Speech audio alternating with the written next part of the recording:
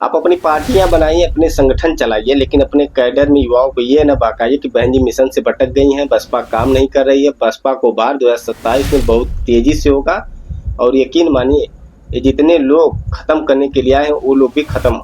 नमस्कार, जय भीम, जय भारत। मैं हूं अभिषेक सरकार, आप देख रहे हैं बीएसपी वाला यूट्यूब चैनल। बात समझनी है तो वीडियो को पूरा देखिएगा।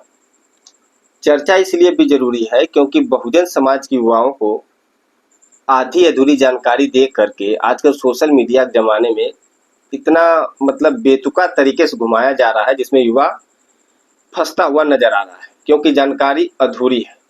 कुछ भाषण या कहिए मैं क्लिप बार बार सुनता हूँ, खासकर भीम आर्मी प्रमुख चंद्रशेखर आजाद रावण जी के शब्दों से, मुंह से, जो उसमें बार बार वो कहते हैं कि जब आरपीआई के बाद बहुजन समाज पार्टी बन सकती है तो बहुजन समाज पार्टी के रहते आजाद समाज पार्टी क्यों नहीं बन सकती है। लेकिन क्या सच्चाई आप जानते हैं? क्या कहीं न कहीं ये सच्चाई कहीं अधूरी तो नहीं है, या युवाओं को सिर्फ आधी बातें ही नहीं तो बताई जाती हैं? इसलिए जरूरी है वीडियो को पूरा देखिएगा क्योंकि इसमें मामला बहुत ही पेचीदा फंसा हुआ है जो युवाओं को जानकारी नहीं है। बड़ी रिसर्च के बाद मिला है।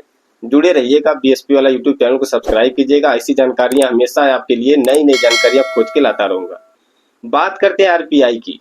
आरपीआई में अक्सर आरोप लगाते हैं, लेकिन आरपीआई और कांशीराम जी के संघर्ष को कोई नहीं समझता है। चंद्रशेखर आजाद रावण जी हों, चाहे बहुजन समाज के जितने संगठन चलाने वाले हो, जो नई नई पार्टियों का गठन करने वाले हो, उनका एक ही काम है और एक ही बात कहना है। सबकी अगर आप जुबानी सुनेंगे तो एक ही बात है कि बीएसपी में हमको हमारी अपेक्षा के अनुसार काम नहीं मिला, इसलिए हमको बीएसपी के अलावा अपनी पार्टियां बनानी पड़ी। बीएसपी का काम कमजोर रहा, या जो भी जो आरोप लगाना है लगा सकते हैं। लेकिन जो बात करते हैं माननीय साहब कांशीराम जी की, उसमें भाई साहब न तो आप कांशीराम जी की तुलना किसी से कर सकते हैं, न तो बहन जी की तुलना किसी के साथ कर सकते हैं। क्योंकि अगर आप आरपीआई की बात करेंगे और बहुजन समाज पार्टी की तुलना करेंगे तो मान्यवर साहब कांशीराम जी आरपीआई में 8 साल तक काम किए और जितने ये नेता आरोप लगाते हैं, ये लोग कितने दिन बीएसपी में काम किए? क्या कभी बीएसपी में रहते हुए काम किए? इसके हिसाब से इनको नहीं मिला। काम किए होते तब तो पता चलता कि मुझे मेरे अपेक्षा के अनुसार मुझे काम नहीं मिला या वो सम्मान नहीं मिला, लेकिन काम कभी नहीं किए।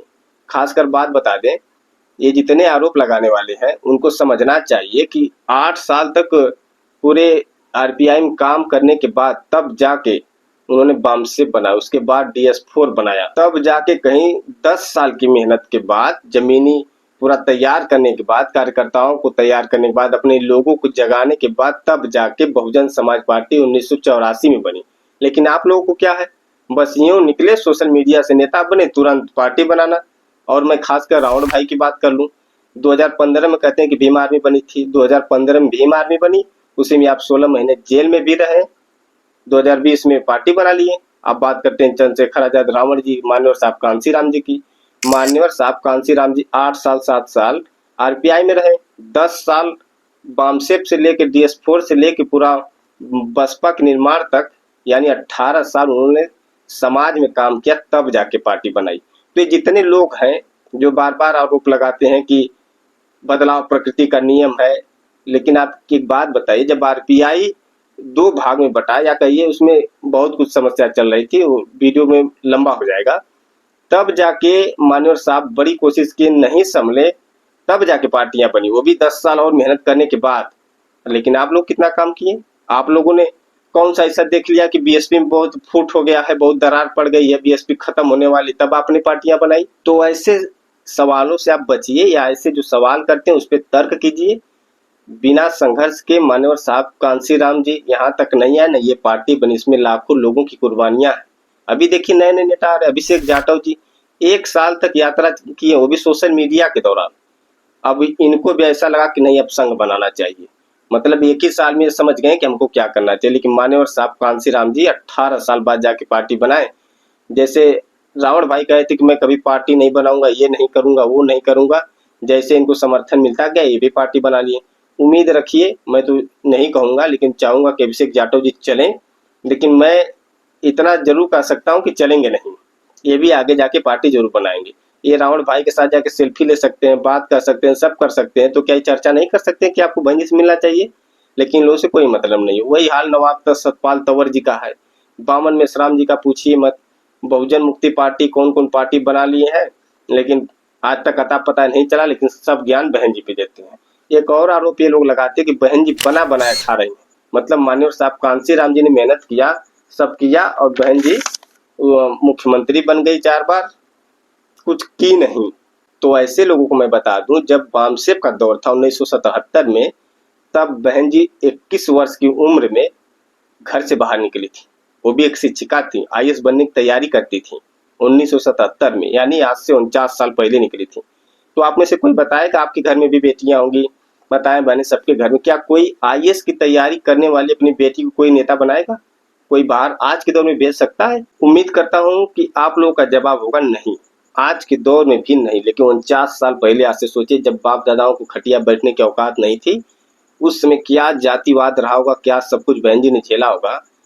तब जाके बहन जी कहीं 1977 में जुड़ी, फिर 1984 यानी 7 साल बाद जाके बहुजन समाज पार्टी बनी। 1989 में जाके पहली बार सांसद बनी। आप लोग कहते हैं बहन जी बना बनाया हुआ, पका पकाया हुआ मुख्यमंत्री बनी हुई, तो ये समाज को बरगलाने की कोशिश मत कीजिए। आप अपनी पार्टियां बनाइए, अपने संगठन चलाइए, लेकिन अपने कैडर में युवाओं को ये न बहकाइए कि बहन जी मिशन से भटक गई हैं, बसपा काम नहीं कर रही है। बसपा को बाहर 2027 में बहुत तेजी से होगा, और यकीन मानिए ये जितने लोग खत्म करने के लिए आए हैं वो लोग भी खत्म हो जाएंगे, क्योंकि बसपा का जितना नुकसान होना था वो हो चुका है। इंडिया गठबंधन के नाम पे कहिए चाहे जैसे कह लीजिए, अब हो चुका है। बसपा का दौर आने वाला है। आप लोग ये सोच भी नहीं सकते कि बसपा की वजह से राहुल गांधी जी को नीला गमछा लेकर घूमना पड़ रहा है, मोदी जी को लेकर नीला गमछा घूमना पड़ता है। आप लोग को क्या लगता है कि छोटे छोटे संगठन और ये छोटी छोटी जो पार्टियां, उनके डर से वो सब नीला गमछा लेकर घूम रहे हैं और बाबा साहब की फोटो लेके घूम रहे हैं? नहीं भाई साहब, जिसका वोट होता है उससे लोग डरते हैं। तो आप बताइए बसपा के अलावा किसके ऐसा नीला गमछा वाला कौन है कि जिसको बहुत ज्यादा वोट मिलता हो? यूपी के अलावा कई अन्य स्टेटों में भी जिसका खूब जनाधार हो, किसी का है तो बताइएगा, कमेंट कीजिएगा। अगर वीडियो अच्छा लगेगा तो इसको शेयर कीजिएगा, ताकि लोगों तक जो गुमराह हो रहे हैं या कहिए जगे हुए लोगों को थोड़ी सी एक और जानकारी अधिक अगर पहुंच जाए तो बड़ी मेहरबानी होगी। वीडियो को शेयर जरूर कीजिएगा। बहुत बहुत आभार, धन्यवाद।